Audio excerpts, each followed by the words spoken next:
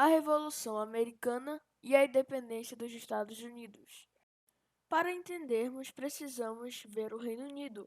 Ele estava na sua época colonial e queria se expandir para pegar boa metade do mundo. E isso realmente aconteceu. Então, eles levaram o navegador britânico James Cook para descobrir uma rota para a China, mas ele acabou chegando na América, na qual ele a chamou de Newfoundland, atual Ilha de Labrador, no Canadá, em que a notícia se espalhou em todo o mundo e outros grandes impérios queriam também mais colônias. Então eles também pegaram territórios da América do Norte, principalmente a França, que é um dos maiores inimigos do Reino Unido. Inclusive a Espanha, que foi a superpotência que mais teve colônias na América do Norte. Então a América do Norte estava assim: amarelo espanhol, de azul francês e de vermelho britânicos. Até que os britânicos declararam guerra à França para poder pegar os territórios deles. Então os britânicos das 13 colônias, junto com os indígenas atacados pela França, juntaram-se e declararam guerra contra a França, a comando do general britânico George Washington. Bom, a Guerra dos 7 Anos entre Reino Unido e França terminou, Reino Unido saiu vencedor e ele conseguiu pegar as colônias da França na América. A Espanha deu a Flórida para os britânicos e pegaram todas as colônias dos franceses.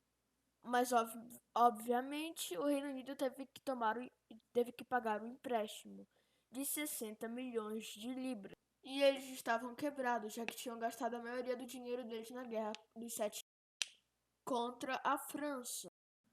Então os britânicos falaram para as colônias darem um pouco de dinheiro, até 60 milhões de libras. E aí os colonos falaram não. Então eles falaram que iam colocar alguns impostos, além dos impostos exigentes.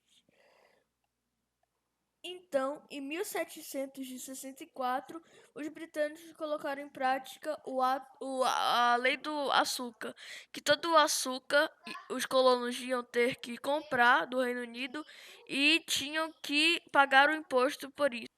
E um ano depois teve a lei do selo, que era praticamente assim: vamos fingir que você pegou uma assinatura de sua casa, carimbaram a lei do selo da Rainha Elizabeth I e você tinha que pagar 3 libras por isso. E esse foi só um exemplo, porque qualquer coisa que você comprava tinha que pagar ou 3 ou 2 de impostos a mais, ainda mais o imposto que tinha lá. Por exemplo, vidro tem uma taxa para isso, lápis tem uma taxa para isso, comida tem uma taxa para isso.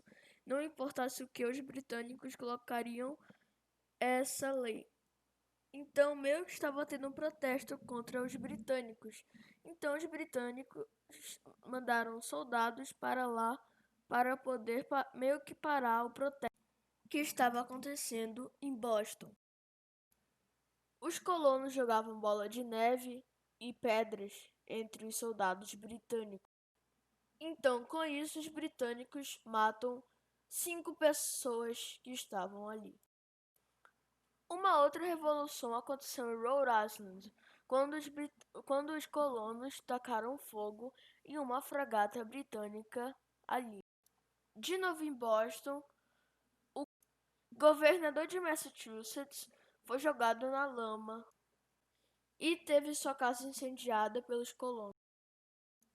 Em 16 de dezembro de 1973, alguns patriotas se vestiram de nativos e eles fizeram o seguinte: eles subiram no barco e mais de 200 telespectadores, eles gastaram mais de 10 libras esterlinas gastando em chás, derrubando no mar. Os britânicos ficaram mais indignados e colocaram mais impostos em Massachusetts, colocando mais de 300 mil tropas em Boston, sendo Boston e Massachusetts as províncias mais ligadas com o Império Britânico.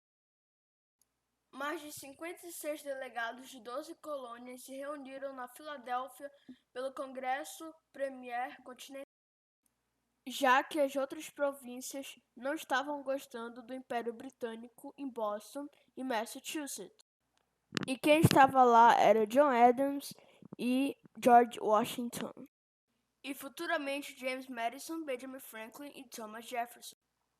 E também de Alexander Hamilton. A primeira ação dos colonos foi pedir para os britânicos pararem. Eles falaram não. Então, os colonos colocaram um monte de tropas entre as colônias, que daria início à Revolução Americana. Assim que o general britânico Thomas Gage ordenou a 70 tropas sair de Boston a caminho de Massachusetts. O plano dos britânicos era sair de Boston e chegar até Concord, que era onde controlados pelos rebeldes, para destruir as armas e munições em Concord. Os britânicos saíram na metade da noite e ir até Concord, que foram parados pelos rebeldes ali, que se deram em cara com outros. De a confusão, algum disparo aconteceu primeiro, dando início à Guerra Revolucionária Americana. Os rebeldes foram os britânicos. Eles perderam, os britânicos foram avançando até Concord. E eles se dividiram em três para fazer meio que um ataque surpresa em Concord.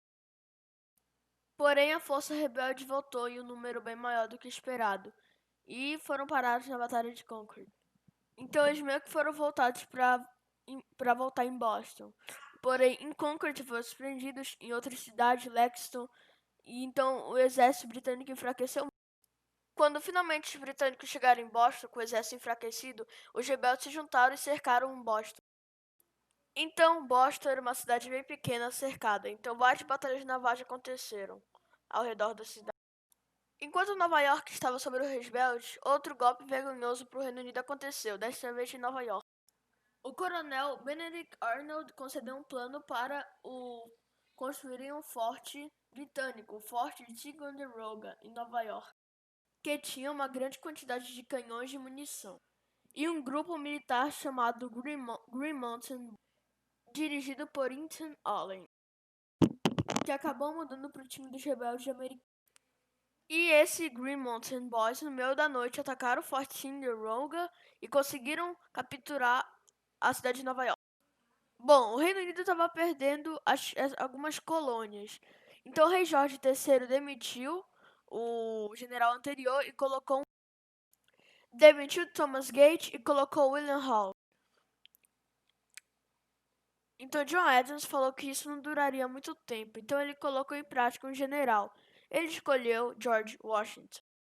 Quando George Washington foi lá fazer sua viagem para Boston, os rebeldes americanos já fizeram um bunker que se chamou Bunker Hill ao redor de Boston. Assim que fortificaram Bunker Hill, colocaram posições em Brad Hill. A batalha começou, os britânicos conseguiram pegar Brad Hill, conseguiram pegar Bunker Hill, só que os americanos colocaram de volta, os britânicos pegaram de novo, eles colocaram de novo. A batalha durou 3 horas.